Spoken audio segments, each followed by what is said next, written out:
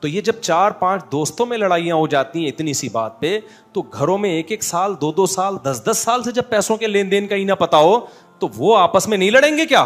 Joint فیملیوں میں باقاعدہ لڑوانے کے پروگرام ابا اور اماں کی طرف سے لانچ کیے جاتے ہیں. ایک بیٹا کما کے بھیج رہا ہے, دوسرے پیڑے کھا رہا ہے بیٹھ کے.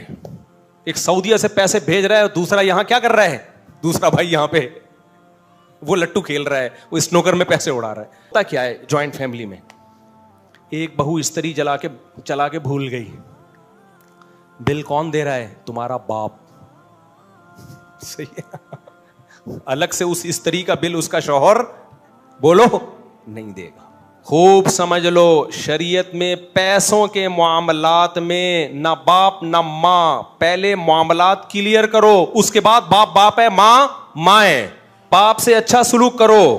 پیسوں میں 2 اور 2 4 کی طرح پہلے کلیئر تو کرو, تمہارا کیا ہے, باپ کا کیا ہے, بیٹوں کا کیا ہے. پھر جو تمہارا ہو نا سارا اٹھا کے باپ کو دے دو, پھر پتا تو چلے تمہارا ہے کیا, باپ کا ہے کیا, بھائی کا ہے کیا. ابھی تو پتہ ہی نہیں چل رہا تمہیں تمہاری محنت پہ کیا مل رہا ہے. صرف ثواب ہی چاہیے تو بتا دو ابا صرف ثواب کے لیے کام کر رہا ہوں. اگر اتنا بڑا ظرف ہے تو سبحان اللہ.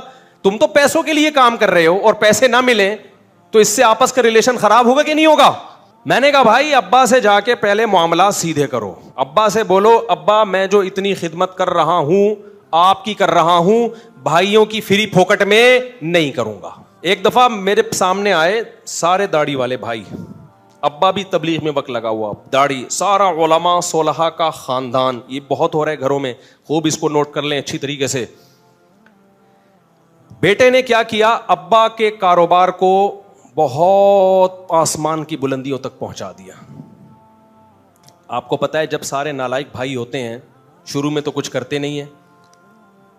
ایک بیٹے نے بڑی محنت کی. اب جب گھروں میں دے دنادن نوٹ آنا شروع ہو گئے تو باقی بھائیوں کی بھی آنکھیں بولو کھل گئی. 15-20 سال کے بعد وہ بھی کاروبار میں, اب تک وہ کیا کھا رہے تھے, پیڑے.